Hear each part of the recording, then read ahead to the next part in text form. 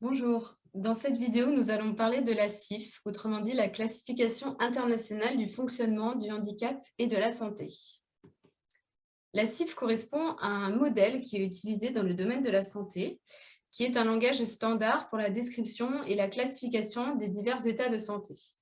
Cela se le modélise sous la forme d'un schéma, d'une figure que nous verrons dans un second temps.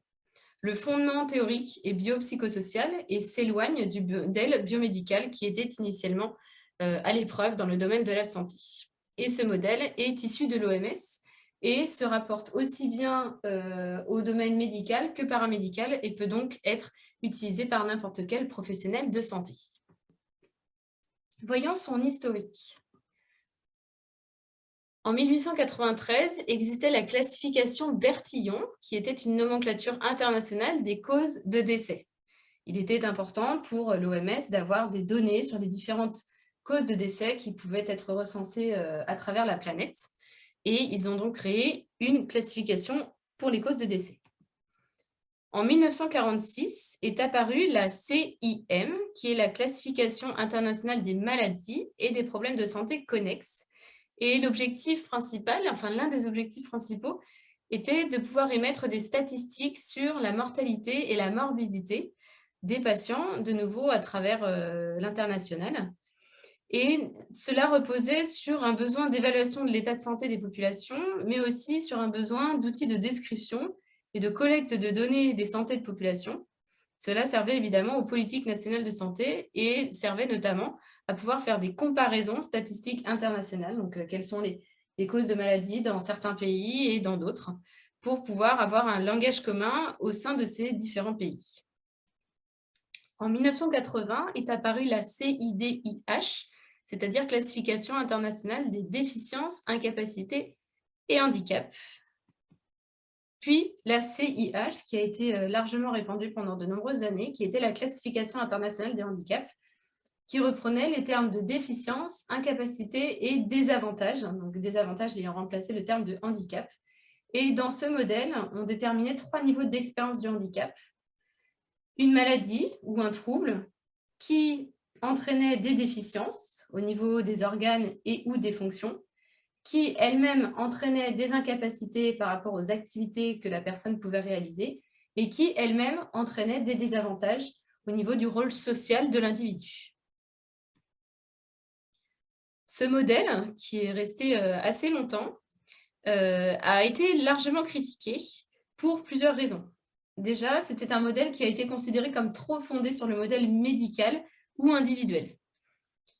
L'interaction entre les différents niveaux d'expérience était peu mise en avant, puisqu'on voit que c'est assez linéaire, c'est-à-dire que la maladie entraîne des déficiences, qui elles-mêmes entraînent des incapacités, etc. De plus, il y avait une description largement insuffisante des désavantages, alors que c'est finalement peut-être ça qui touche le plus l'individu dans son rôle social, et donc ce niveau de désavantage n'était pas assez décrit. Il y avait une absence totale de la dimension environnementale, c'est-à-dire que là, on est basé sur la personne et ses troubles, mais la personne n'est pas considérée dans son environnement. Et enfin, il y avait une description des situations qui n'étaient qu'en termes négatifs. Déficience, incapacité, désavantage, ce ne sont que des termes qui sont négatifs. Et donc, suite à l'ensemble de ces critiques, eh bien, est apparue la CIF que nous allons voir un petit peu après.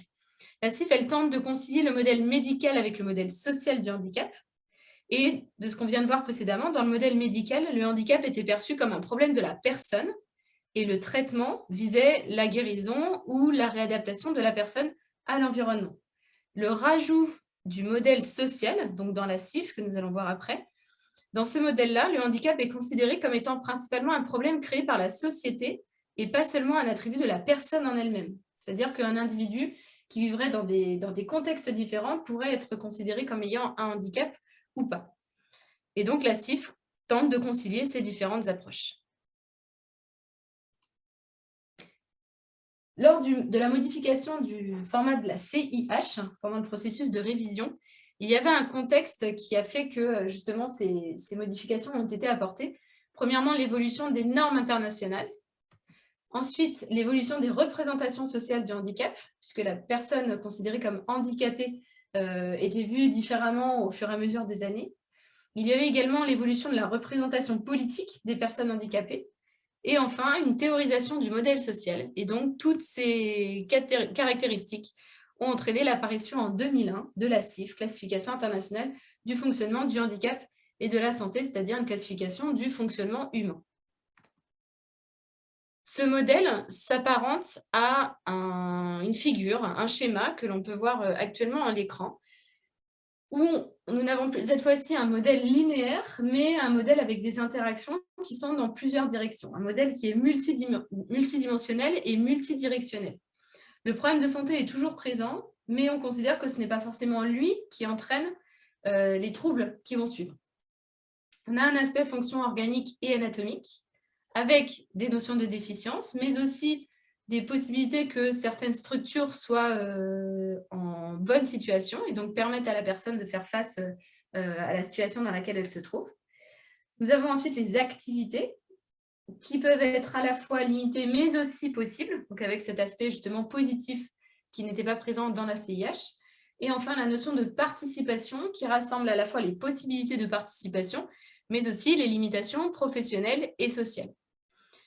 Et à cela est rajouté, par rapport à la critique que nous avons vue précédemment, l'ensemble des facteurs contextuels, c'est-à-dire à la fois les facteurs environnementaux, tels que l'habitat, l'accessibilité au travail, la géographie, le contexte sanitaire ou autre, mais aussi des facteurs personnels, tels que les croyances de la personne, ses perspectives, sa culture, sa situation économique, ou encore son éducation. Donc nous verrons des exemples tout à l'heure et comment la CIF est construite et comment nous pouvons utiliser ce schéma pour répondre à des problématiques de santé. L'intérêt de ce modèle, c'est de permettre de décrire des situations qui sont relatives au fonctionnement humain et aux restrictions qu'il peut subir.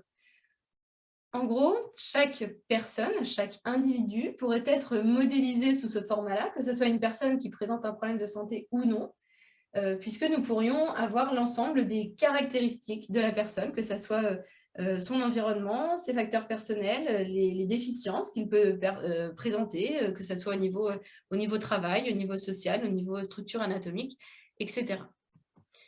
Et la CIF, elle envisage le fonctionnement du point de vue à la fois du corps, de la personne, mais surtout de la personne en tant qu'être social. C'est pour ça qu'on parle de modèle biopsychosocial.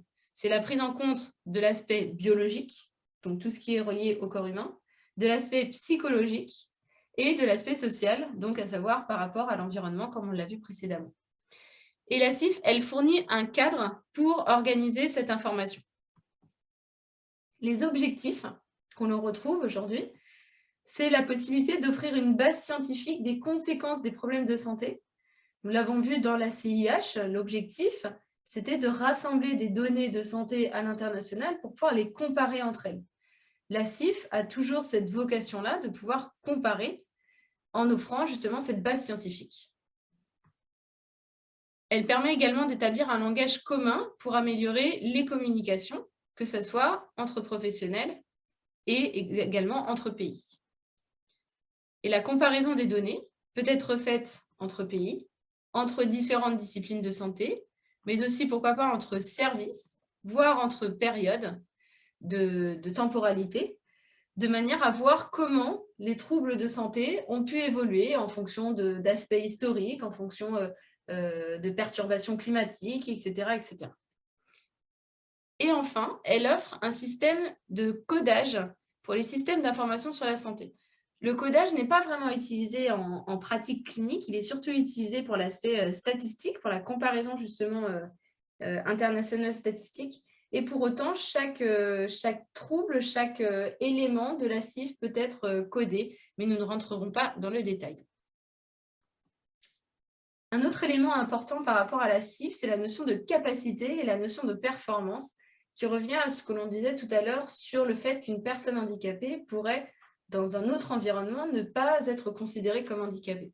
Eh bien, la CIF, elle différencie la capacité, qui se réfère à l'aptitude qu'a une personne à effectuer une tâche ou mener une action dans un environnement standard, de la notion de performance, qui décrit ce que cette personne fait effectivement dans son cadre de vie réel, celui-ci incluant les facteurs environnementaux.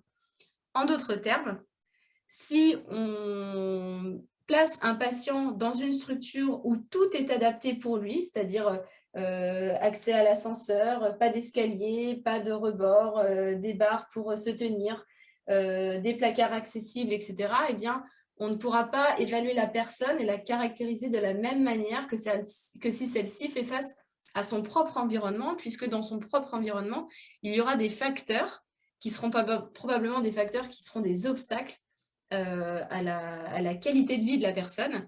Et c'est ainsi que l'on verra dans le modèle que l'on peut déterminer des facteurs qui vont être plutôt positifs, des facteurs qui vont plutôt être négatifs et des facteurs qui vont être plutôt neutres, de manière à voir sur quels facteurs on peut agir pour que la personne puisse être dans les meilleures conditions possibles pour mener à bien